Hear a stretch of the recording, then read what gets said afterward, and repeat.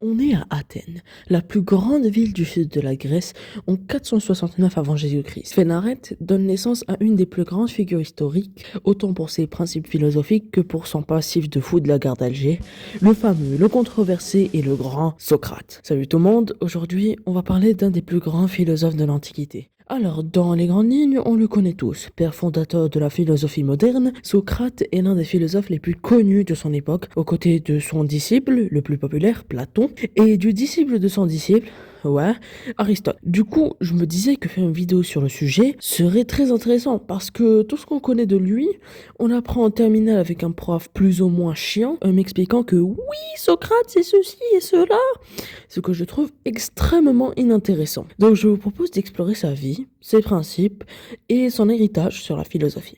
Mais il faut noter que je ne suis pas doctorant en littérature et en philosophie, donc n'hésitez pas à me corriger pour les plus connaisseurs d'entre vous.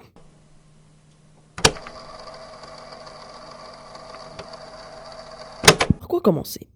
Socrate a vécu entre 469 et 400 avant Jésus-Christ. C'est le fils de Sophronisque et Phénarète. Le premier étant tailleur de pierre et ouvrier, et Phénarète, une sage-femme. Retenez ça, c'est très important pour un de ses principes. Il s'engagera à l'armée et deviendra hoplite, une classe de l'armée athénienne assez prestigieuse, due au fait qu'il faut avoir les moyens pour se payer un équipement. Pourtant, notre Socrate clamait qu'il était pauvre et il montrait un certain détachement matériel. Sous ce blason, il participe à plusieurs guerres, la plus importante étant celle du Péloponnèse. Bref, Socrate vivra sous la démocratie athénienne que vous connaissez tous et qui d'ailleurs est un système qu'il trouve barbant, puis le gouvernement des 30, une oligarchie composée de 30 tyrans apparue après la défaite contre les Spartiates. Tu t'attendais à quoi, frère? Finalement, il va mourir en 400 avant Jésus-Christ après avoir bu la ciguë, un poison mortel suite à sa condamnation à mort suite à son procès, dont on établira une description plus claire plus tard. Bref, commençons sans plus tarder par le premier point par lequel je vais commencer cette analyse.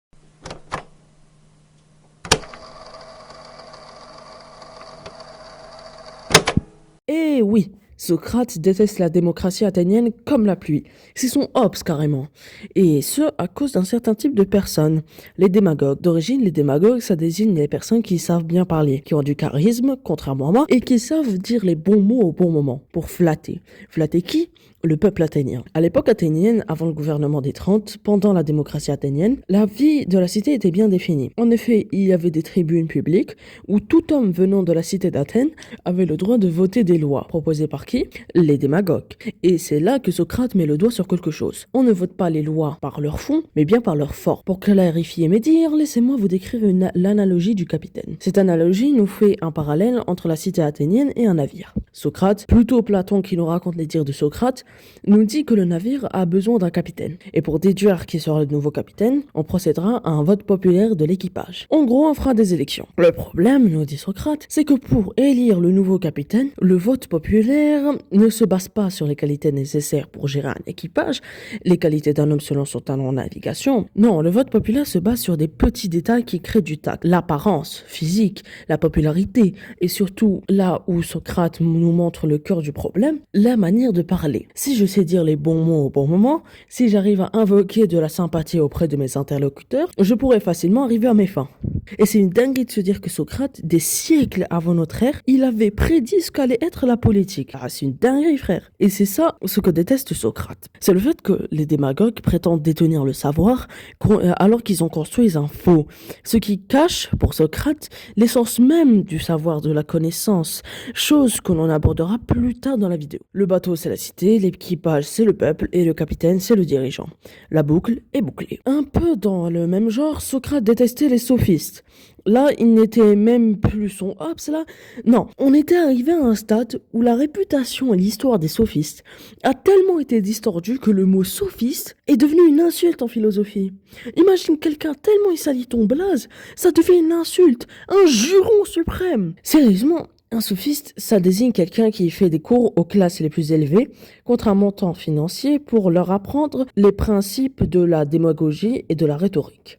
Socrate trouvait cela immoral de devoir faire payer les gens pour leur apprendre à finalement paraître savant. Parce qu'effectivement, il y a une différence claire entre être et paraître. Face à cela, Socrate nous donne une solution pour bien gouverner la cité athénienne. Cette solution, C'est l'idée des philosophes rois. En gros, c'est une forme d'aristocratie qui stipule que ceux qui devraient avoir le pouvoir de diriger, de guider, ce sont les philosophes. Pourquoi les philosophes? C'est parce que c'est eux qui, au-delà des concepts de la société dans laquelle on vit, au-delà de l'argent, les femmes et la réussite, ce que je n'ai pas, se posent des questions sur les fondements, les piliers de la pensée humaine. Qu'est-ce que la richesse? Qu'est-ce que le bonheur? Bref, ceux qui savent. Non, je rigole. Ceux qui savent le plus, ce sont les philosophes, ce qui les rend légitimes à accéder au pouvoir.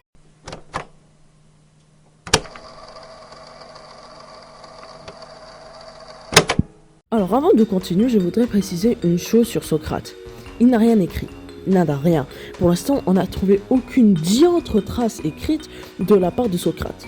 Alors, il est tout à fait légitime de votre part de me demander la source de mes dires. Je vais vous la donner. Tout ce qu'on pense avoir été dit par Socrate vient principalement de deux personnes. Platon, qui est son élève le plus connu et respecté, ainsi que Xénophon, un célèbre historien grec. Mais, parce qu'il y a un grand mais, c'est que les dires de ces deux-là, à propos de Socrate, surtout Platon, peuvent avoir été distordus, voire inventés. Pourquoi je pointe principalement Platon du doigt?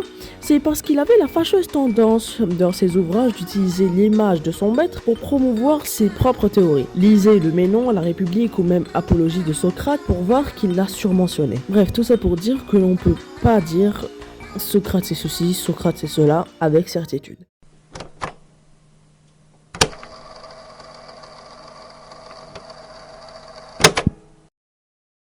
Les plus attentifs d'entre vous auront pu remarquer dans les parties précédentes la répétition d'un mot qui est très important pour comprendre Socrate, la connaissance. En fait, toute la philosophie de Socrate se base sur ce qu'est le savoir. D'ailleurs, sa réplique la plus connue aujourd'hui, elle est en relation avec le savoir. Je suppose que tout le monde la connaît. Tout ce que je sais, c'est que je ne sais rien. L'histoire de cette réplique est incroyable et nous permet de mieux cerner Socrate et tout le sens de la philo de son point de vue. Cette histoire commence à Athènes, comme d'hab. On dit que Chéréphon est parti voir la Pythie d'Apollon. Une Pythie, en gros, c'est une sorte de voyante qui communique avec les dieux. Il part et lui demande quelle est la personne la plus sage d'Athènes. La Pythie lui répond alors que nulle personne n'est plus sage que Socrate. Chéréphon, il est choc-barre et il part voir Socrate et lui rapporte ce que lui a dit la Pythie. Socrate, tout aussi choc-barre que son ami, se dit qu'il y a une tonne de personnes qu'il considère plus intelligentes que lui. Il les interrogea et se rendit compte que certes, ils ont des connaissances, mais au fond d'eux-mêmes, ils sont des coquilles vides en quelque sorte. Ils ne détiennent pas un savoir à proprement parler. C'est là qu'il réalise que oui, il n'est pas forcément détenteur de grandes connaissances dans le sens que l'on connaît, mais contrairement aux autres, il fait preuve d'une certaine humilité. C'est là le déclic. En fait, tout ce que je sais, c'est que je ne sais rien. La vraie sagesse passe par la reconnaissance de sa propre ignorance, ouvrant la voie au questionnement, au doute et à la quête d'une connaissance authentique, par opposition aux opinions fausses. Et c'est là où le mot philosophie prend tout son sens aussi. Philo, ça veut dire aimer, sophie, ça veut dire la sagesse. La philosophie, c'est aimer la sagesse. Mais attention, on ne clame pas être sage, on dit qu'on est dans une recherche perpétuelle de sagesse. Cette citation, aussi courte qu'elle puisse être, est une forme d'ode à la remise en question et à l'esprit critique. Et elle est en même temps une forme de libération, dans le sens où elle nous libère des illusions qui nous rendent inconscients, que nos perceptions et idées reçues qui déforment souvent la réalité. La seule forme de savoir inéluctable, dans le sens impossible à être évité, c'est le fait que l'on sait rien au final. Rien.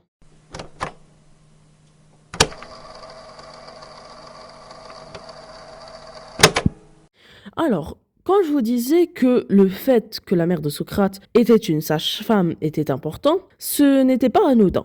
Il faut savoir que Socrate, après avoir réalisé le vrai sens du savoir, aura une sorte d'illumination et voudra partager le sens du savoir à tout le monde. À tout le monde! Alors il va établir une sorte de méthode pour dialoguer, afin de convaincre un maximum de gens. C'est là qu'il va trouver un nom à ce dialogue, la maïotique. Pour ceux qui ne savent pas, la maïotique, c'est l'art de faire accoucher. Phénarète est une sage-femme, donc je pense que vous avez fait le lien. Pour Socrate, il fallait faire accoucher les hommes de quelque chose d'autre. Et ce quelque chose, c'est la vérité sur le savoir. Par des questions dirigées, la maïotique amène l'apprenant du point A, le moins complexe, au point B, le plus complexe. Dépendant de la manière dont les questions sont formulées, cette stratégie est également adaptée à l'apprentissage des connaissances procédurales, dans le sens comment faire, c'est-à-dire l'ensemble des règles, étapes et savoir-faire nécessaires pour accomplir une tâche, qu'elle soit motrice, faire du vélo par exemple, ou cognitive, résoudre une équation ou jouer aux jeux vidéo, je sais pas, frère. C'est ça, le dialogue socratique. Et pour vous donner une idée claire de ce que c'est, on va simplifier un des dialogues les plus intéressants de L'Eutyphron, un livre de Platon. Encore. Platon y met en scène Socrate et Eutyphron, ayant une discussion sur la piété, le fait de suivre une religion. Il engage la discussion en demandant à Eutyphron sa définition de la piété. Il lui répond en disant que la piété, c'est faire ce que veulent les dieux. Socrate lui fait remarquer que parfois les dieux ne sont pas tous d'accord. Eutyphron, ayant conscience de cela, redéfinit la piété par le fait de faire ce que veulent tous les dieux, ce sur ce qu'ils se sont tous mis d'accord. Le modèle se présente ainsi. Je pose une question, tu y réponds, je te fais remarquer une pensée contradictoire et je te montre que tu es ignorant. Tu la prends en compte et ainsi tu refais une définition. Ainsi, Socrate dit faire sortir la meilleure version et surtout la version finale du sujet. À partir de là, Socrate il va se lâcher. À travers Athènes, il posera des questions à tout le monde sans exception. Et c'est là que le début d'un arc de clochard, que dis-je, de fou de la gare, commença pour Socrate. Puisque Platon a dit dans Apologie de Socrate, on le voyait errer à travers les rues d'Athènes, du matin au soir, pauvrement vêtu, insensible au froid et au chaud, insoucieux de ses affaires personnelles, uniquement occupé de rendre ses concitoyens meilleurs. Il allait prendre partout, sur la place du marché, dans les boutiques, dans les gymnases, et il les interrogeait à sa manière. Examen très sérieux, l'homme ainsi appréhendé se sentait d'abord séduit par l'humeur enjouée de son interlocuteur, par la grâce de son esprit, mais les questions se succédaient, elles devenaient pressantes, indiscrètes, on disait ce qu'on n'aurait pas voulu dire, on se voyait mis en face de vérités gênantes, il fallait avouer qu'on avait tort ou se contredire impudemment, on était pris, à moins qu'on ne se fâchât, ce qui n'allait pas dans le sens ridicule. Et Socrate ne se laissait pas écarter facilement. Il ne se lassait jamais. Il tenait tête à tout le monde et il avait toujours le dernier mot.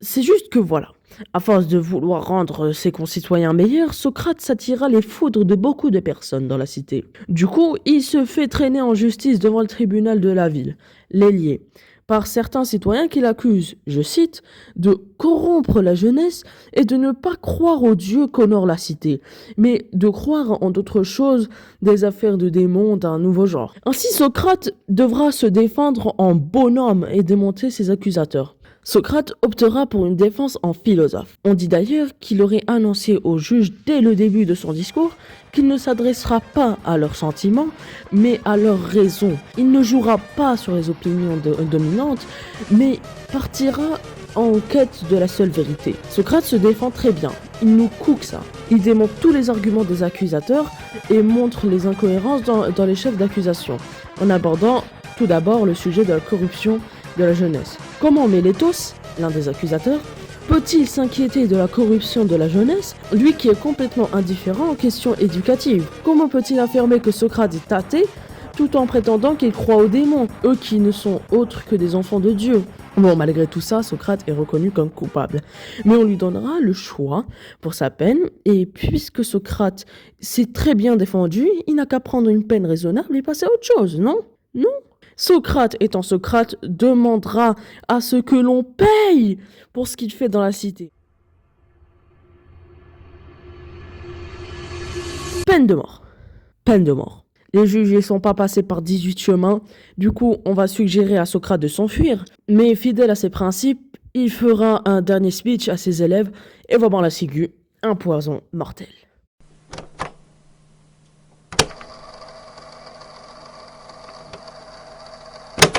Socrate, je le vois plus comme un symbole qu'autre chose. Certes, il va planter les graines de la philosophie moderne en se posant des questions sans jamais trop y répondre, parce que, de vous à moi, le dialogue socratique, ce n'est pas vraiment efficace.